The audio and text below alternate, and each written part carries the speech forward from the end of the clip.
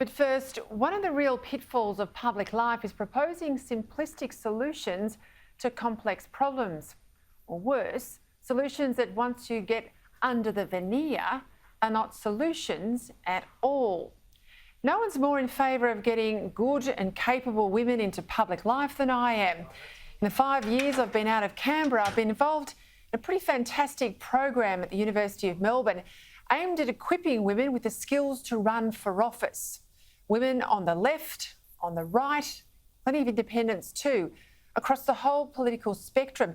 It's the brainchild of the indomitable Carol Schwartz, a business leader who's sick of talking the talk about getting more women into Parliament, has walked the walk, stumping up the funding to establish this program on the back of a similar model out of Harvard in the United States. Supporting women to run is how we get more women into the Parliament. But in the end, what we need is more good and capable people in public life, and no Liberal worthy of the name should support choosing one person over another, not on the grounds of capacity, but on the grounds of their sex. Because once we qualify office, once we bar aspirants from one seat or another because that seat is set aside, well, sex won't be the only criterion. If the Parliament can be divided by sex, the argument equally applies. It can be divided by race, perhaps ethnicity, seats for people with a disability, and more.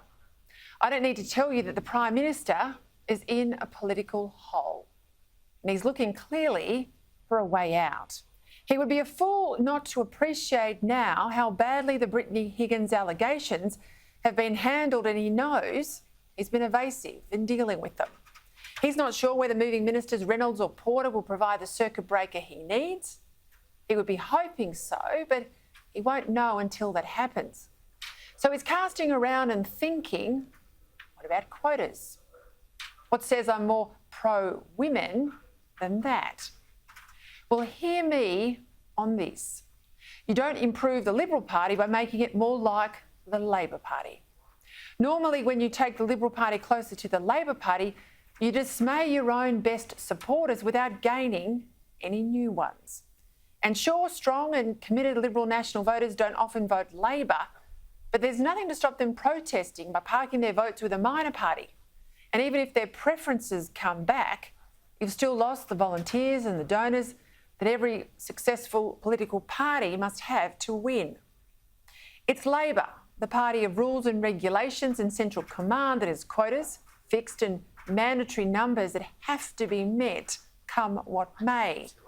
It's the Liberal Party, the party of choice and individual freedom, that normally chooses targets, goals and aspirations that we're determined to achieve, but by making the most of opportunities rather than adopting our own version of identity politics, because that's what the rules say.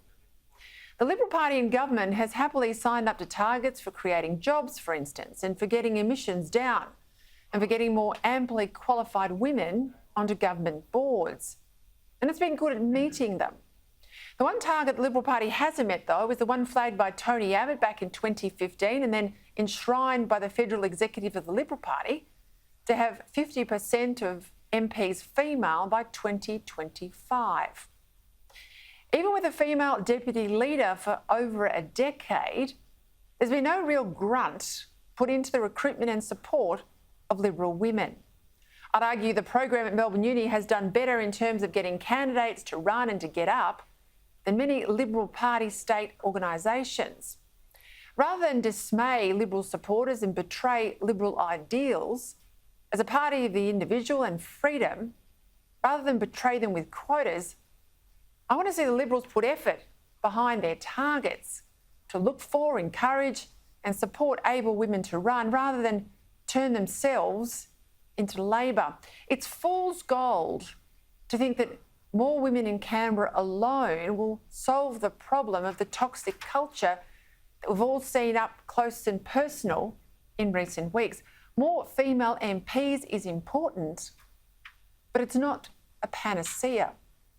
As you've heard me say, all the three people involved in the Brittany Higgins allegations, the two ministers and the Chief of Staff, all of them handling or mishandling her claims, they were female.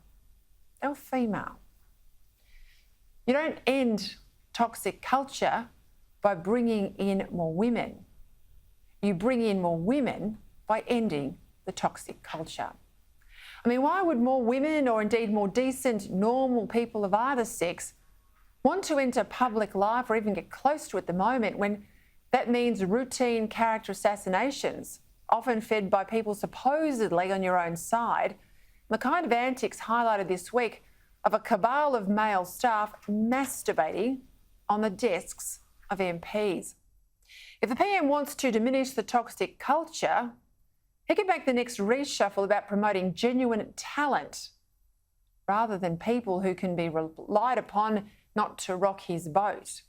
He could surround himself, couldn't he, with people determined to make a difference rather than advance their own careers, people of merit and substance rather than factional payoffs and a ticker box set of appointees. Have quotas really improved Labor's culture? They had quotas when Kevin Rudd was Prime Minister, but it didn't stop this, did it? She will leave politics at the election. Her controversial Scottish Communications Director John McTernan left today. Ms Gillard's defeat sparked a flurry of resignations. Peter Garrett and Craig Emerson leave Cabinet and politics at the election.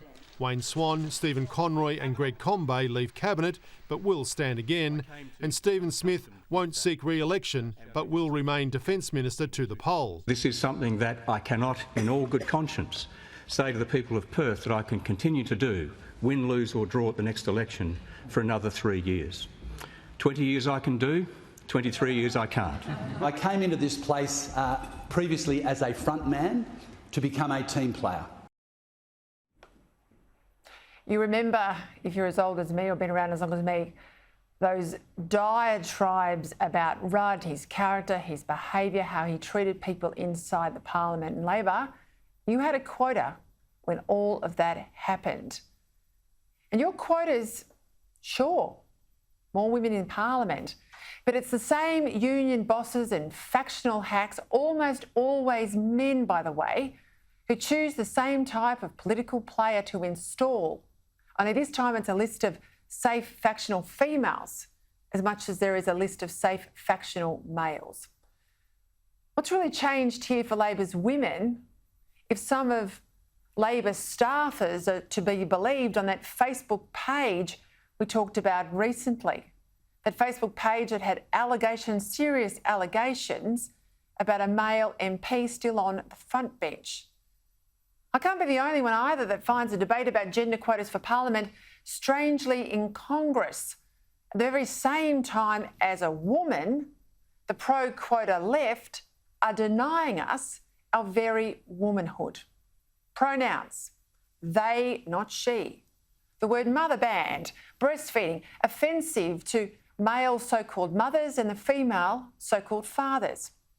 Given in the state of Victoria, John can wake up tomorrow and merely self-identify as Jane, what's even the point of quotas for more women when even the left's latest campaign is to insist that gender is non-binary and anyone can be any gender, whatever they want, regardless of biology? Honestly, Liberals, do not fall into the trap that quotas will fix bad behaviour. In years past, when there were far fewer women in the Parliament, the standards were higher. There was a dignity to the parliamentary chamber, and while not easy, I can't say I ever heard tales of a Chifley or Menzies era staffer masturbating on their boss's desk. This isn't as much about gender as it is about integrity and standards and civility and a common shared humanity to do the right thing by the people who elect you to represent them.